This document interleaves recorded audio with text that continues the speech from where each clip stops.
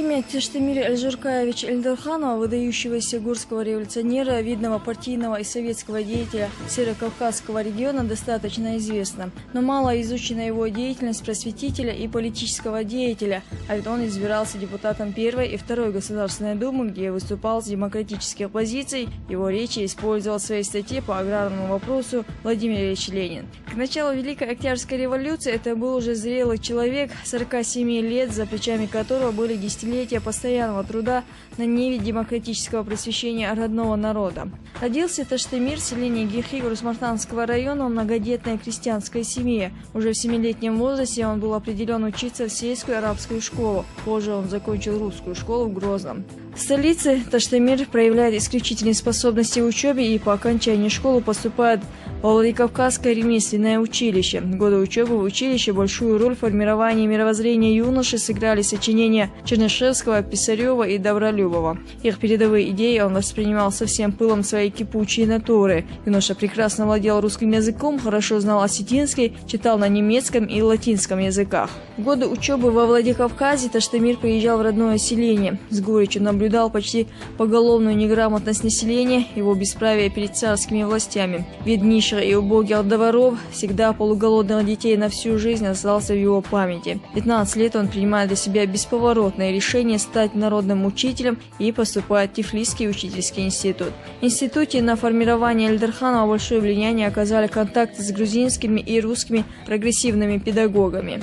В 90-е годы 19 века в стране растет революционное движение. В это время Таштемир много работает в архивах, изучает труды Канта и Гегеля, зачитывается книгами по истории, социологии, экономике, филологии, собирает материалы по этнографии родного края, изучает чеченскую словесность. В это время и накапливаются те обширные познания, позволившие впоследствии стать ему одним из видных общественных деятелей чеченского народа. Его просветительская деятельность началась со сбора и обработки фольклорного материала. Уже в годы учебы в 1890 году в сборнике материалов для описания местности и племен Кавказа он публикует свои первые записи сказок и притч. Собранный им фольклорный материал имеет не только научное значение в области истории и культуры вайнахов, но и представляет большой интерес в плане художественных переводов. В этих текстах проявляется присущая автору индивидуальность и несомненный литературный дар.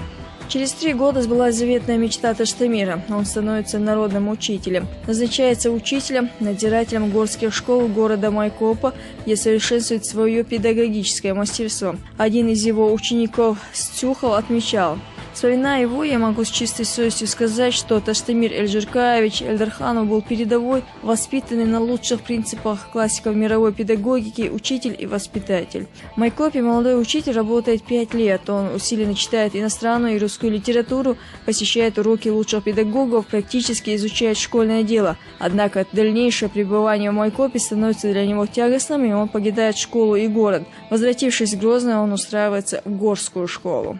Многое он сделал в эти годы для сбора и обработки фольклора. Сказки, легенды, притчи, объединенные им под общим названием чеченские тексты, своими корнями уходят в глубокую древность. Сам просветитель считал собирательство важным делом. По его мнению, через фольклор лежал путь познания национального характера, культуры народа. Главную задачу для себя Эльдарханов видел организацию общества распространения и создания национальной письменности среди чеченцев и ингушей. Он загорелся идеей широкого просвещения народа, но осуществить это благородное стремление удастся гораздо позже. В России начинается первая буржуазно-демократическая революция. В марте-апреле 1906 года в России в условиях свирепого полицейского террора прошли выборы в Государственную Думу. Местные власти всеми средствами усложняли выборы, добиваясь участия в них минимального числа трудящихся. Тем не менее, в результате выборов Таштемир Эльдарханов избирается в Думу от малых народностей Терской области – чеченцев, ингушей, кабардинцев, осетин и кумыков. В своих ярких выступлениях на заседании Думы он разоблачает преступную политику царизма, проводимую в национальных окраинах, направляет нами военные чины, отбросы армии, которые ничего общего с народом не имеют, не заинтересованы в судьбе его,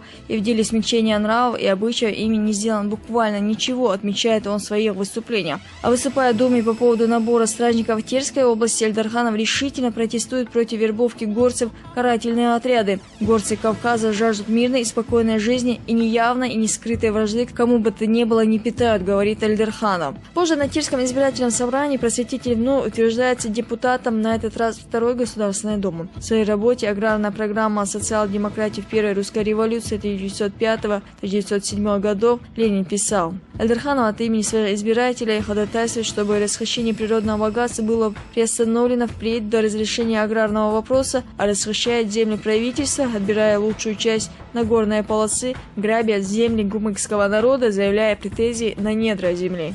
После распуска Второй Государственной Думы Эльдорханов возвращается в Грозный, но власти запрещают ему преподавание в школах Терской области. Он уезжает в Баку, где и работает в области просвещения вплоть до февральской революции 1917 года. В годы изгнания он занимается составлением азбуки на чеченском языке на основе русской графики. В 1911 году в Тифлисе Эльдорханов издает первый чеченский букварь. Это было большим событием в культурной жизни народа. В 1918 году Эльдорханов избирается председателем Гатинского революционного народного совета. На этот период он сыграл большую роль в утверждении советской власти на Тереке, что неоднократно признавали Орджоникидзе и Микоян. Много сил отдает он и народному образованию. Под его руководством организуется ускоренная подготовка педагогических кадров для школ коренного населения. По его инициативе открывается Чеченский областной педагогический техникум, первое среднее педагогическое заведение. Он добивается некоторого улучшения материальной базы школы, выступает организатором выпуска учебников, учебных пособий и программ.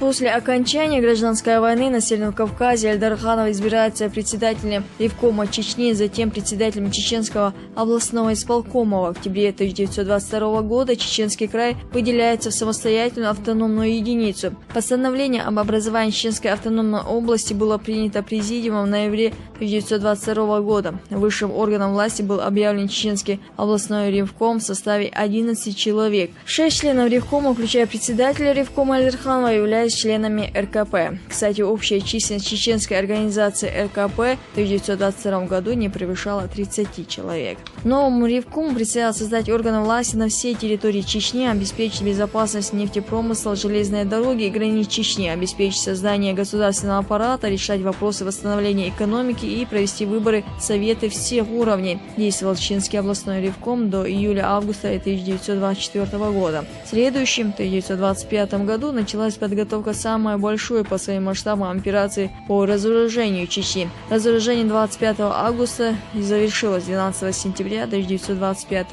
года. Операция эта привела к существенным перестановкам и в государственном аппарате Чеченской автономной области. Так, пленум Чеченского областного исполкома снял Таштамира Эльдорханова, который был отозван в распоряжение Северокавказского краевого исполкома. Эльдорханов вернулся в Чечню только в 1929 году, проработав более 3 лет в высокой должности председателя Национального совета при Северокавказском краевом исполкоме. В Грозном он возглавил управленческий аппарат Грознефтегази. Эльдорханов – выдающийся политический деятель Северного Кавказа и великий сын чеченского народа, бескорыстно служивший его национальным интересам в тяжелейшую историческую эпоху. Эльдорханов был человеком благородных идей и, главное, делал все, чтобы претворить их в жизнь.